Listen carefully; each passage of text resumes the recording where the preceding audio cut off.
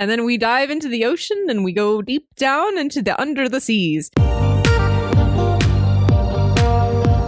Hey, thanks for joining the Escape With Me book club. Escape with me, Lizzie Sawyer. And me, Sam Reiner. Into our most recent read. Come with us as we evade reality and dive into a new book. We're going to be discussing it from beginning to end, cover to cover. So remember, there will be spoilers. Today we're going to Harlem, New York City, New York. Published in 2020, Real Men Knit is an adult romance that centers around saving a family-run knitting store. While the story revolves around the long-suppressed love of Kerry Fuller and Jesse Strong, it uses real-world issues to root the story in a way that some romance novels would shy away from. Kwana Jackson provides a new perspective to the romance genre by adding her voice to the highly popular genre. I wanted to like this book so badly. I did too. For the most part, I did. But we got this from a random book recommendation, one of those list thingies that I just need to stop trusting. It's a marketing ploy. I need to accept that and stop being like, oh, you clearly really liked this book, random person. No. But I am glad this book came into our lives. Reasons I have different channels open for that now. I am glad this book came into our lives, if nothing else. Something different, because we've done romance before, but it was different, and I kind of enjoyed the differenceness. But yeah, it is an adult book. It doesn't go into the hibbity-dibbity, but if you aren't comfortable reading that kind of stuff, it's close enough. So if you're not into that, this won't be your cup of tea. So for Judge a Book by its cover, honestly, I just come to expect that every romance novel is going to be a Hallmark movie. So this one was going to be Hallmark but knitting. The good ones are good Hallmark movies, though. The really sappy ones, they're good. Yeah, and sometimes, I don't know. This is contemporary, though. It's not a Hallmark movie. I liked it for the most part. It was good. I feel like it should be congratulations that it wasn't Hallmark. That alone was an accomplishment. But what did you think from the cover? I thought it was going to be about men knitting, potentially a group of guys in a knitting group or a knitting group that a guy then joins. That's just kind of the vibe I got from the cover. There was significantly less knitting than why do I always say that? I thought there was more knitting than I expected, to be honest. Especially since this plot revolves around trying to save a knitting store, and I thought it was going to be very, oh yeah, we have to do like all of this sort of sales stuff, and we need to repaint these and stuff like that. But it was, let's do all of that, but also let's knit these hats and gloves so that we can do a display, and let me show you knitting in this, and let me teach you knitting for that. So I thought there was a lot of knitting in there. I mean, it is, but I don't know. I have no idea what my expectations are with a knitting book, but How much knitting were you expecting? I don't know. I always just get surprised. I'm like, oh, there wasn't as much knitting as I expected. Like, damn, what do you want? Sam, do we need to read a knitting instructional book for you to be happy with the amount of knitting? I don't know. It came up with the Murder She Knit, and it came up with this one too, where I just go in. I don't know. I expected there to be a knitting circle, and I mean, there is, but that's not till like the very end. And I don't know. I just expect more knitting, I guess.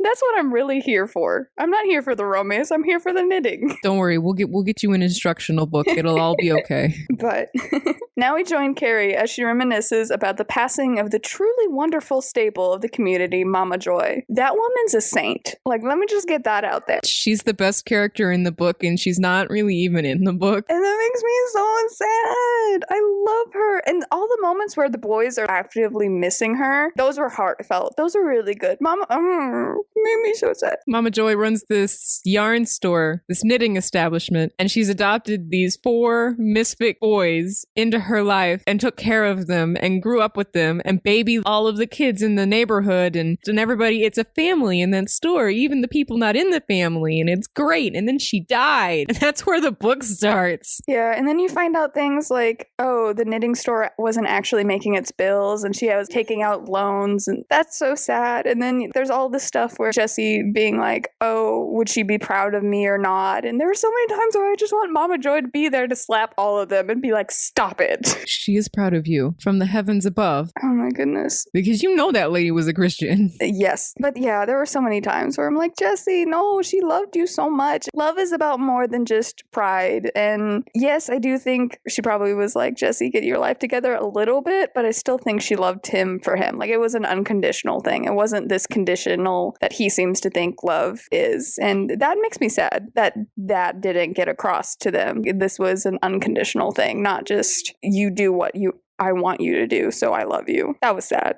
Proud of you whenever you do anything. You got a job? Dude, I'm proud of you. You managed to get a job. You didn't keep the job? Okay, well, you'll get another one. You got another one? I'm proud of you for getting that other one. You're at least trying. Yeah. I mean, you're not succeeding, but you're trying. Yeah. And you can just tell she loved all her boys for all of their flaws and their everything. And she loved everybody. She was just one of those people that loves people and just has a talent for loving people. So it makes me so sad that she's not actually in the book. Oh my goodness. I go back and forth about how they did the opening because I feel like the first 2 chapters are just info dumping. Sometimes you need info dumping. It didn't really bother me a whole amount, especially because it didn't last for a huge amount of time. And I was relatively invested in the info that it was dumping on top of me. Yeah. There were some moments where I liked how she used the picture of the kids and what they were all doing. Damien was looking above it. Lucas was like twirling around. And so you could tell he was high energy. And then Noah was trying his best. And Jesse was really good at it. And you kind of get a taste of their personality through that. That's a way to info dump, but also be a show. But then there was some other stuff where it's like, I get it. Please, no, please go. Story. Please, story. I'm super sensitive to show don't tell, apparently. Yes. I don't know. I've noticed that in myself. I didn't really have that feeling. So there are 4 brothers, Damien, Lucas, Noah, and Jesse. And Damien is the most unintentionally funny character. I hate him. Oh, every time he pops up, I swear he's the funniest. Like the whole thing with the sheets. I hate that little prick. I loved the sheets. It was so funny. I hate him. He was like, but my best sheets. And Jesse's like, you wouldn't leave your best sheets here. These are like your sub best. He's like, no, my sheets. Really? Because I found that rather annoying. I was like, really? Really? Right now? Your sheets? Really? Of course, at that point, I already didn't like him. So I was like, at this moment in time, that is not the issue. I just don't take him serious. I guess I don't necessarily take any of them super seriously. Because there has to be, in my brain, there's a little bit of brotherly messing with each other, even between Jesse and Damien. So I don't take them too seriously, but that was just a really funny thing to be held up on. I don't know if it might have been intentionally like, oh, you're such a prick, but I thought it was hilarious. No, I didn't like it. Having had fights with my siblings before, I was like, oh, you're going to be a piece of... All right, cool. Let's do it. I didn't like him. It was very funny to me. So he is the business guy, and I really there are so many other things that the author introduces, and I mean, I guess it's to be like, hey, this is a real world. They all have their own lives and stuff, but I wanted to learn more about the whole I'm staying with a senior executive, possibly sleeping with her. Excuse you? What? More information. Don't just throw that around. I want to learn more. That was his little side plot. I feel like all the brothers but Lucas had a side plot that I wanted to know more about, because that was Damien's. And then Noah's he's a backup dancer and he's about to hit it big, like he's about to go on this whole tour thing. And I want to know more about Noah a little bit. Like, what's going on with that? But nope, we do not. The only time that kind of comes up is at the end. Noah goes on tour and they have like one family conference and he's on Skype or something. I think there was one time where the scene randomly got sad because of that. But there was another time where it was like all 4 of the siblings together and Noah was like, maybe I should stay for the knitting shop. And they were like, no, you need to do this. Like, that felt real. They've also just had a key family member die, so their emotions are wrecked. And then Lucas is a firefighter, but he doesn't really get a subplot because he's there a lot. Sometimes they kind of hint at that maybe he likes Kerry. I got that vibe a couple of times too. Yeah, but I also kind of got the vibe that maybe Lucas likes Val, and I would be for that. I want that book. Oh, I was shipping Val with the new director. I was too, but then they were like, no, he's into Kerry. I'm like, well, sorry, Val. That sucks. He never actually says he's into Kerry. He just kind of compliments her and Val. And then Jesse gets jealous vibes off of the director. I mean, from just general interactions, because it's Jesse. She ain't your girl yet. You haven't asked her. You can't be jealous if you haven't asked her to be your girl. So after the director was like, no, I'm into Kerry, I'm like, okay, that sucks, Val. So back to Lucas and you, which there were some times I was like, Jesse, no, you're not allowed to be having massive jealous vibes. She ain't yours. But that was mainly toward the end. Like at the bar, I was like, okay, you're whatever. But by the end of the book, I'm like, Jesse, I'm done with you. Your jealousy needs to turn off. So Val is my favorite character.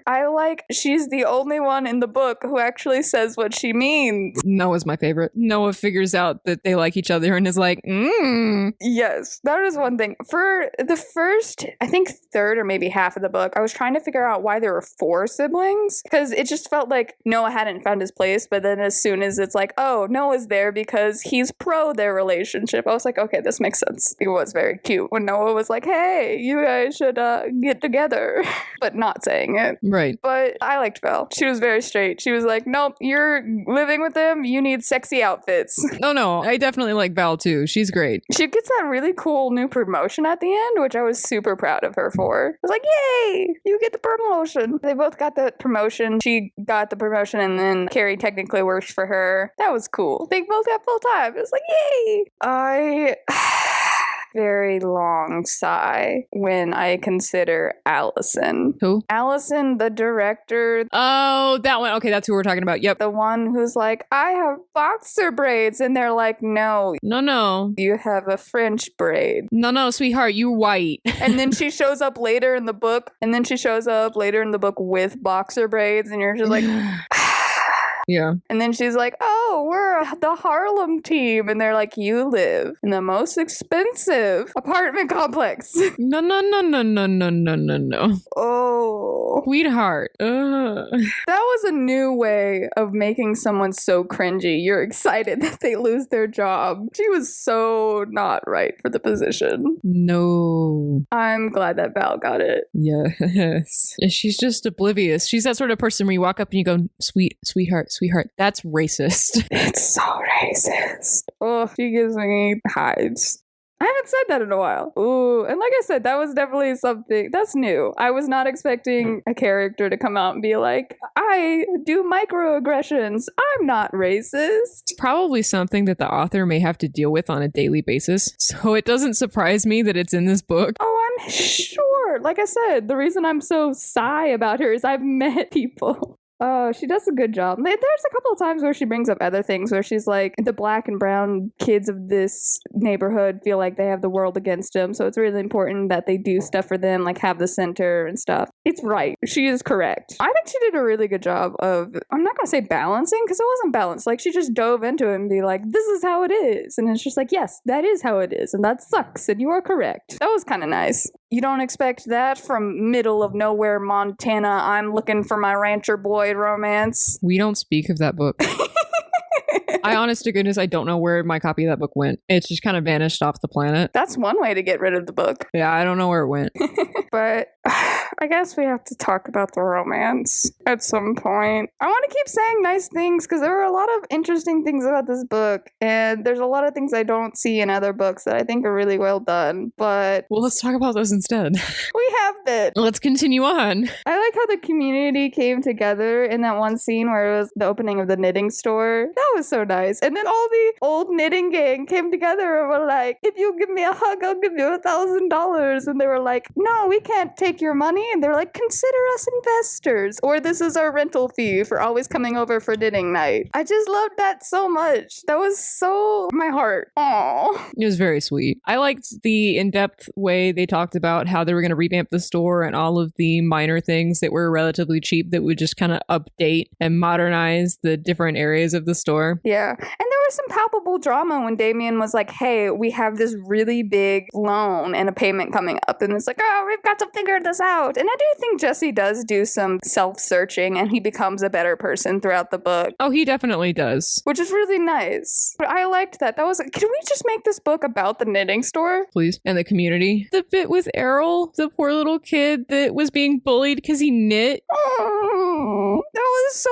realistic. And they were like, well, I'm a firefighter that knits. And he's like, well, I forget what Damien does. He's a finance. Which, okay, actually, let's steer away from the final one. I was just talking about the kid. I wasn't talking about anything else. I know. Well, I like the one scene where it's like the kids are bullying him and then Jesse comes out and is like, hey, random bully kid, how's your nanny? I know your grandma. Do you want to keep going? She knits things for you. You wear them. He means sweater. He means sweater. I thought that was good. I liked that. That was good. We're going to gloss over the social media portion because as someone who has done that professionally, No. In my notes, I have this really long rant where I just talk about no. The other stuff, like the renovation and stuff, I don't know. I go back and forth about the TV screen, about showing like knitting tutorials. I don't know if that's a good idea or not, but if nothing else, you can play really calming music. That could be nice. I mean, it adds like an ambient noise into the background. Yeah, but like I said, there were things where she was like, I posted it as our first story. I'm like, is it a story or a post? And people are commenting on it that it's a post. Yeah, it's not a story, it's a post. And then she's like, oh, I made a hashtag. Hopefully it'll go viral. I'm like, unless you're doing an awareness thing and everybody posting to the hashtag is like, oh, this random Harlem store, the hashtag actually won't help you. Also, I'm pretty sure the hashtag Real Men Knit existed before 2020. Probably. And then she's like, oh, I set up, I think, an Instagram and a Twitter. And I was like, Twitter's actually not a very good thing for a yarn store. She should really consider things like a Pinterest, a Facebook page, a Ravelry account. And they need a website. They never talked about making a website. They really need a website. Sam. Sorry, I went there. We're going past it now. If anybody wants to know more, they can read your rant for $2. But anyway, that aside, everything else, yes, they're correct. Updating the paint and stuff would definitely make it feel new. And I liked how her social media idea of making it like really attractive men knitting, like I liked that. That was cute.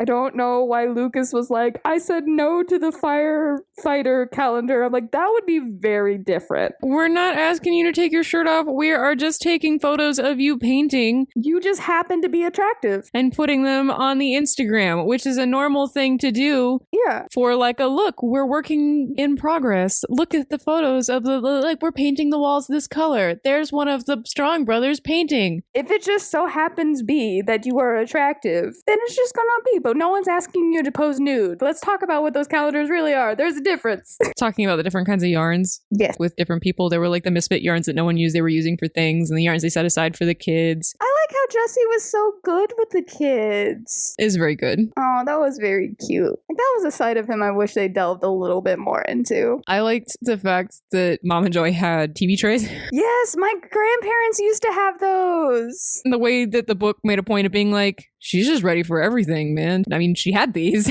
My grandparents used to have those. Those were the best things ever. I have one. And it was a special occasion to be sitting in front of the TV and eating. Not like nowadays. But I wish I could find TV trays. I can't find them anywhere, but they would be so convenient. Walmart, they're with the fold-up chairs. You know where they keep the furniture, the couches and TV stands. They've got a wall where they'll have to hang up little foley chairs and stools. That's where they keep the TV trays. Walmart layouts never make sense. I have an app now that shows me what aisle and where in that aisle to find things because I've just given up. Okay, well, cool. Well, Walmart has TV trays. That's your PSA for today. I think that's it. I think that's it. I think we need to talk about the romance. No, I don't want to talk about the romance. Let's talk about Erica first. What was with her obsession about her toes? I want to assume the rhinestones on her toes were really big. Even if they were, every time they brought her up, it was like, that was the thing. I'm like, get over the toes. But every time they brought her, it was like, Erica with her splashy toes or something like that. I'm like, stop. I think at some point it became an inside joke. Maybe. It was supposed to be like a, haha, yeah, Erica with the fancy toes. I don't know. Well, it also doesn't help that I'm not pro tearing Erica down just because she's a certain way. And Jessie, I'm so mad at Jessie. I don't want to tear her down. I just think she got very possessive over someone that had made it clear at the beginning of the relationship that they were just going to bang and nothing else. Yeah. And then she started being like, hey, I want to still do that. And then he never said, stop coming. He just kept being like, I hinted. There was a point with the sandwiches, right? He came back with the sandwiches. We got the first part of the conversation with Erica, and then we cut to Kerry, and we don't get the second half of that conversation. Which I'm mad about. So there may have been a point there where he was like, we're done. It's not happening anymore. I don't know. The way he talks about it afterwards, he's like, I've been hinting at it. Why doesn't she just tell her? Say the words, I do not want to see you anymore. But honestly, that does kind of feel in character for Jessie. Based off the romance in this book, I don't think he's man enough to actually do that. Yeah. But that's why I also got mad about the romance, because the entire time it's like, you are leaving Kerry on the hook. And yeah, I know she's like, oh, I don't want to, no. But it's like, you're not becoming a better person by leaving her on the hook. Jessie, you will get nothing unless you actually communicate your feelings. Communication period. How much could have been saved by one of them saying, hey, I like you? Even if you did wait until her apartment was ready for her to move back in to avoid any weirdness, which you didn't have to, because she did have other places she could potentially go if it did get awkward, but she obviously likes you. You've both talked about how you like each other. Just seal the deal. And there are so many times where she's like, I like you. And he's like, clearly that doesn't mean what I think it means. And it's like, no, she literally just said, I like you. He's like, no, she only views me as a side thing. She's like, I like you. And he's like, I like you too. And I'm like, are you both dumb?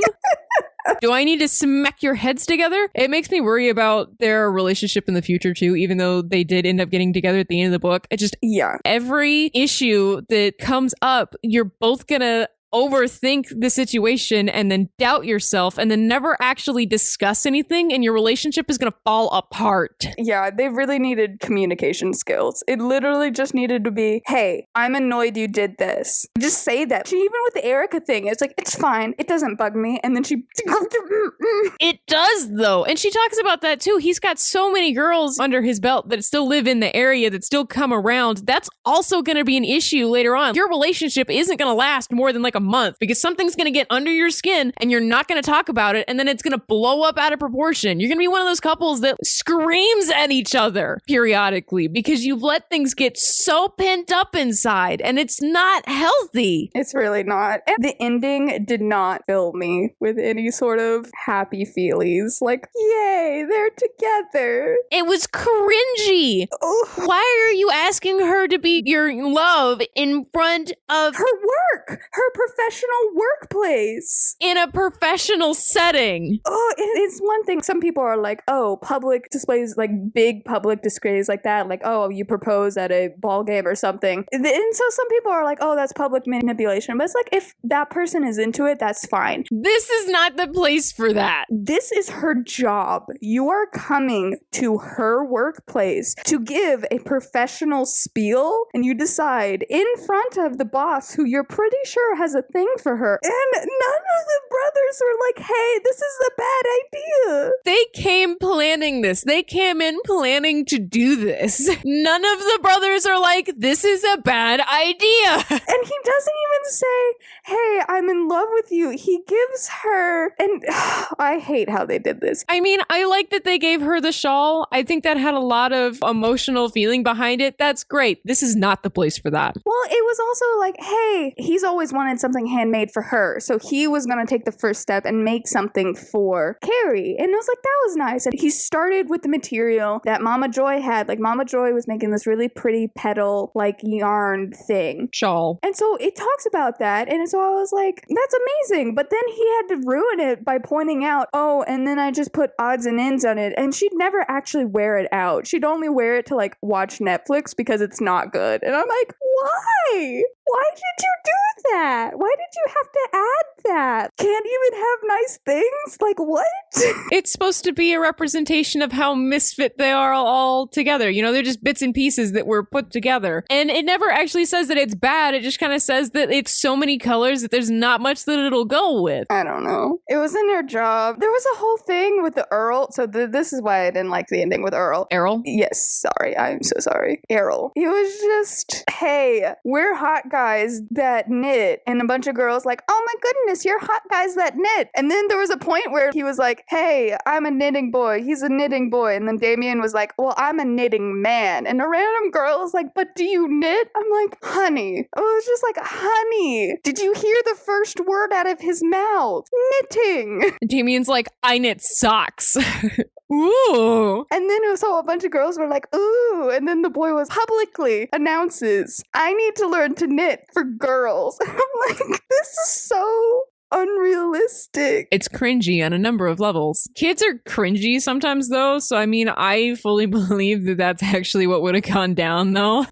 I don't think he would have announced, I need to learn to knit because I want to impress girls. I don't know. Sometimes things get into kids' heads and they rattle around and then they like, whoop, pop right out their mouths. So I don't know. They never really confirm how old the boys are, so I don't know. I think the bully is older. I don't know. I just kind of inferred it was kind of between 12 and probably around I thought they were like 8. 6 or 7, 6 or 7 to like 12 in that age range. But I just envisioned like the bully being a little bit older and Errol being younger. Can't confirm. 10, 10, 11. Yeah. Yeah. Like he's 8 and they're like 11. A good age range, but not like 5, 4, 3, like the toddler-esque. Yeah. But that was cringy. That whole thing was just kind of cringy. And for some reason, I imagine in my head, and it was a lot of people, it was probably like, I don't know, maybe like 20 kids actually, but in my head there was way more and there were a bunch of teachers and it just made it worse. But I didn't like, I guess Erica was supposed to represent all of the women and Kerry's insecurity about all of the women, but they just use her very specifically and it feels like, hey, when Jesse does it, he can become better, but when she does it, well, she's just a trash. I mean, I didn't really care that Erica had several sleeping partners and that she was particularly sleeping with Jesse. I was more, he's not really communicating. Yeah. And I just kind of felt like, I tend to assume that women can take a hint to some extent. And if it's no longer inviting, they tend to just take the hint. But I mean, it's not really her fault that she didn't get the hint. No, as someone who worked in public relations, assume everyone doesn't understand what you're saying unless you expressly explain it. That has always been my viewpoint. And then you might need to explain yourself. I feel like it's really immature to automatically assume someone understands exactly how you feel. It's very irresponsible to the other person because they might say, hey, I didn't know. I thought this was just our relationship. The entire book is Jesse sucks at communicating, and that was his problem to begin with. But then Kerry comes in and continues that. Also sucks at communicating. And it just, I didn't root for them. It's very, I'm no good for her versus he sleeps around. There's no way he'd ever want to settle down with me. Except we're actually sleeping together. And that was a thing for a while. Like, guys, out of nowhere. I was talking to my mom about this book and she's like, where in the tropes is it in the romance? Is it like the miscommunication trope? And I was like, it's kind of the miscommunication trope and the I'm no good, so I'll just leave complex. It's in between those two tropes. Yeah. But it's just, where in the world did she randomly decide, hey, I'm totally fine with this type of relationship? I don't understand because it went from, no, I'm never going to be like that, Val. Stop making me do that, into like maybe I should do this, to yes, this is the relationship I want. It's like, yeah, I'll bang him and then it's fine. My crush will be over and it'll all be okay. And then as soon as they're done doing the friends with benefits thing, they're immediately both massively depressed because they actually like each other. Because duh! But are too bad at communication to actually be able to tell one another what they are feeling. Yeah, neither of them are honest with themselves either, which is another issue all in of itself. And they're both like, Mama Joy wouldn't want this. No. I'm like, are you kidding? She probably shipped it. If she could bash your heads together, she would. She was probably waiting for both of you to stop being stupid. I don't think I've ever sat down at a book and been like, I want to dislike this book. I don't know what type of energy a person has to have to actively want that, but I've never sat down with a book and been like, I want to hate this. I've always desperately wanted to like it. And there are so many good things about this book, and I think that the writer is a really competent writer and makes really interesting narratives, but also it's contemporary in a way where it feels realistic. Like you could go out and go to this knitting store. I want to. That sounds like something I want to do. Where is their Instagram? I will follow it. That kind of. But the fact that it is a romance book just makes it very sad. I really wish I liked this book more because the first half, I was like, yeah, this is great. I am invested in all these characters. This is wonderful. I am enjoying the story. And then we got to the romance and I was like, no. Oh, no. No. And then I skipped chapter 26. Oh my gosh. Entirely. I completely skipped it. And then skimmed through chapter 27. I read chapter 28 though. But 26 where I was like, nope. There's no point in reading this chapter. There was one point where you were texting me. You was like, I really like this book. And I was like, what chapter you are on? And you told me, and I didn't want to text back and be like, that's about to change. Oh no, I got that vibe. I was like, oh no. Well, I mean, the fact that I said, what chapter are you on? Instead of what part are you on? Like, very specifically. They're like, oh, wow, you're pretty far. Like, oh, no. It's just, I don't know. From what I can gather, I think this is her first book. I mean, it's really well written, and I got invested in all the characters, and for the plot line, other than the romance, I enjoyed it thoroughly. And then we hit romance, and I was like, this is probably something that actually happens very often with people. It is actually a very realistic romance. But that doesn't mean I want to read it. It makes me sad because I'm like, oh, this is not a healthy relationship at all. Yeah, it's one of those, I don't know if you've noticed, but this is the escape with me book club. We don't want reality. We want escape. I mean, honestly, I kind of want a sequel where they do have a large argument and they realize that we need counseling because we're both really bad at communication and we need outside help to be able to fix some of the issues that are making this relationship difficult, and actually starting towards healing. Yeah. Okay, counter. What if it is Lucas and Val finally fall in love? Or Lucas, or actually, okay, so Val gets with one of them, either Lucas or Damien. Damien's taken, though,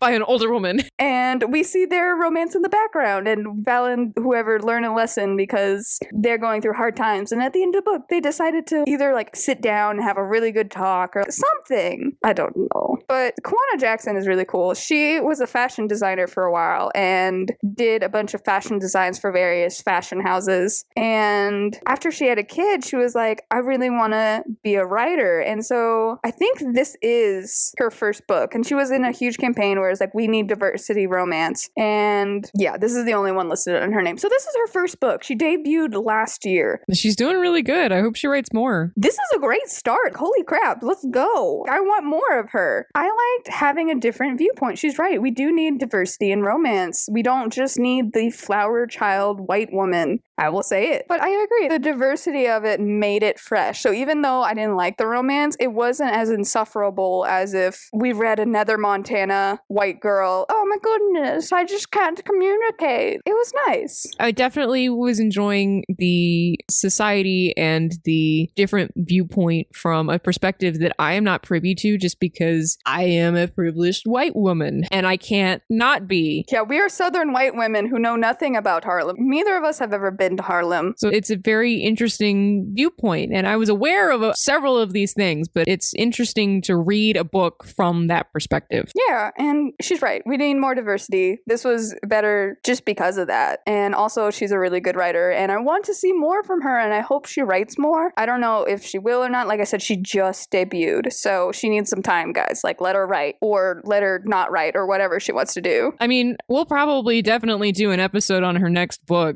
when it comes out if she does write another one. Because I enjoyed reading this one till we hit the romance, but I enjoyed reading this one. Yeah, I think she does a really good job with characters. Like I said, there feels like development. Each of them have their own little thingy, and they, even if it's minor, like Noah being worried about going on tour and then going on tour, and then Damien, he and Jesse always fight, but by the end they seem to have some common ground. Kerry is such a cute and loving and wholesome character, and Jesse, even though he sleeps around, is also a very cute and loving and wholesome character, and I wish their communication skills were better because I do actually like them together. Every time I see them together, I'm like, this is adorable. Yes. And I love it, and I really wish y'all would talk. It's like, y'all are great with communication about the store. Oh my gosh. He needs someone patient and understanding. And she needs, I don't know, to be happy. I don't know what she needs to communicate. But other than that, she's really nice and loving. And the fact that she goes into art therapy and is helping people at the center and is working there part-time because she wants to be full-time. It's just in her and the kids. She's cute. She needs to be happy. I hope Jesse makes her happy. I hope they communicate. They need to communicate. Maybe now that they've gotten over we can actually be together hump, maybe the communication will branch out from there, because it may have just been I've never been in a serious relationship, so I don't know how to communicate about this specific point sort of a thing. So it may just be a learning curve. Yeah. Hopefully with the brothers on his back and Val on hers, they'll get something going. But yeah, I'm for if the sequel is about Val and Damien or Lucas, or if the sequel is about totally different people, I will be excited. I don't like Damien. I don't want the next book to be about him. I think if Val and Damien got together, that would be cute. Mainly because she would call him out on his BS because he has a lot of it, and then he would just have to deal with that. I think he's plenty happy with his older woman. That's questions. I actually, when they first started talking about the person that he was living with, I was like, is Damien gay? No. And then he wasn't, and I was like, oh. No, it made it really obvious. It was like, oh, he's a player too, which was a weird throw-in. I think they're all slightly players. They are, except for Noah. I don't think Noah is. No, he talked about getting booty. Oh, okay, never mind. Specifically female booty. I like how it was all specifically female booty. Don't think we're gay just because we did. I don't know, maybe Noah's bi and it's like all booty. All of it. He just wants booty. I don't know. It was very sweet. It was a very good story. I liked a lot of part of it. It's just not the romance, which sucks because that's the genre. We read it for the romance and we left being like, I want to visit the yarn store. Can I come to the yarn store? Can I buy y'all's yarn? Right?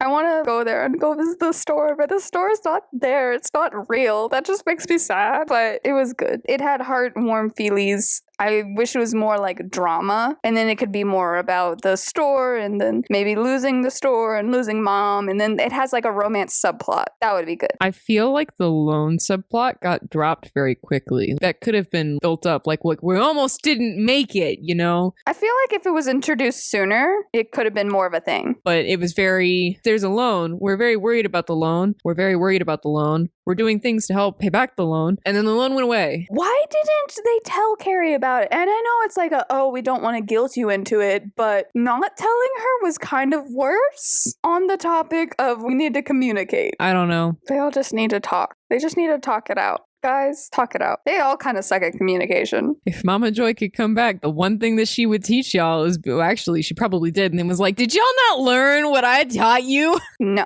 But they all had such good personalities, and Val was adorable, and Allison was cringy in exactly the way she was supposed to be cringy, and the kids were adorable!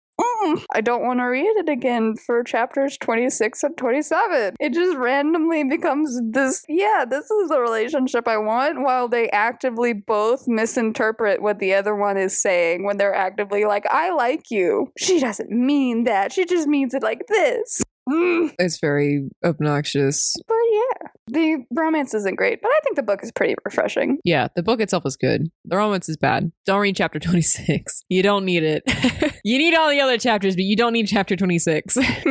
So my one question for the author is, so you gonna write any more? Or, which maybe I just need to go follow her on Twitter and then I'll find out more things. Probably. But just want to know. So we getting more books? We staying with this theme? We doing something else? What's happening? Also, do you knit? Because then I want to follow you on Instagram too, because then you'll post your knitting and that'll make me happy. I want to know who she based Mama Joy off of. Mama Joy was just so sweet. Because that is a phenomenal character. I love her so much. She just makes me happy. She just felt like your mom. Like, we never even met her, but I feel like I've been touched by her. Well, not like a mom, but honestly more like a grandma to me. That personality type. Yes. Which is weird because theoretically she would be our parents' age, but oh well. I'm checking her Twitter right now. Okay, so her Twitter bio is more stories than time. So fingers crossed. She doesn't say anything specifically where she's like, hey, I'm writing this book. But like I said, it just came out last year. They usually put a little bit of time in between releases.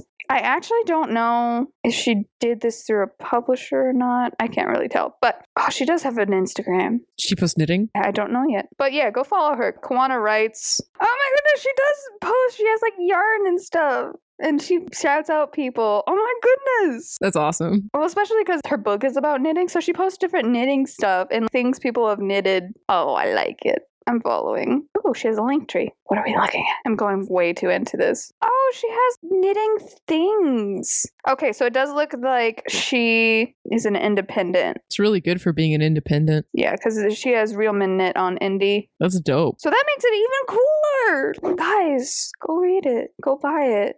Go encourage her to write more. She got Oprah Magazine's Best Romances of 2020. NPR said readers who adore snappy family banter and good, feel-good romance won't want to miss this one. And I feel like that's fair enough. I mean, the book itself is very snappy family banter and feel good. The romance isn't great, though. But it's worth a shot. If you are into romance / just want something new. I mean, a good 85% of the book is wonderful and amazing. And then there's chapter 26.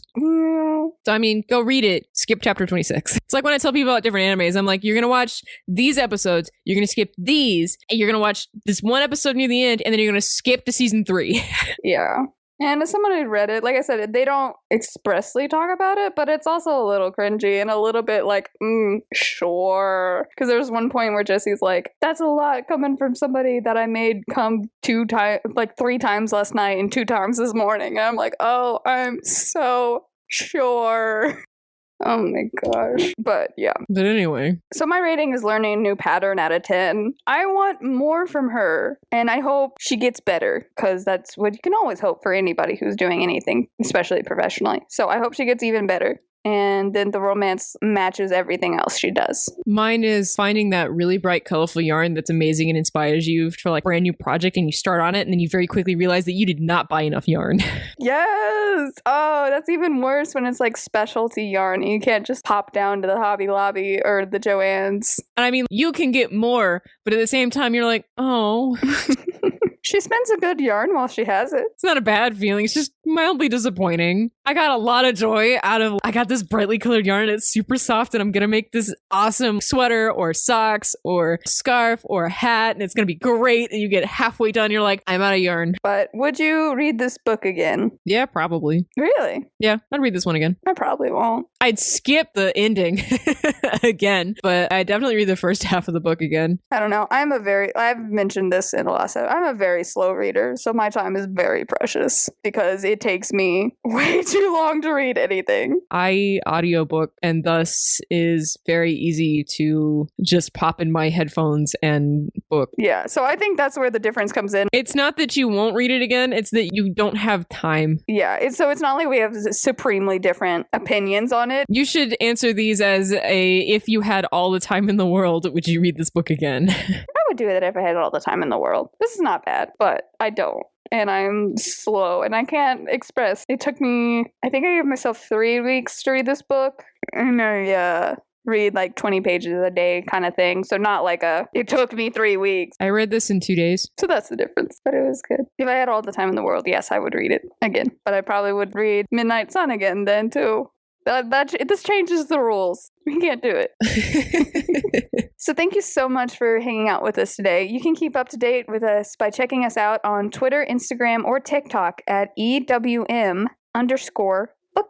And you can support our podcast by checking us out on Patreon, where for just $1 a month, you can get our bonus episodes, where we look at the movie adaptations to some of your favorite books. This month, we're exploring a romantic classic, Pride and Prejudice, and comparing it to 2 movies and a musical. Join us next time when we will be cornering our foes as we go through The Queen's Gambit, written by Walter Tevis. Thank you so much for hanging out with us today. I'm Sam Reiner. And I'm Lizzie Sawyer. And we hope to see you and a friend here next time.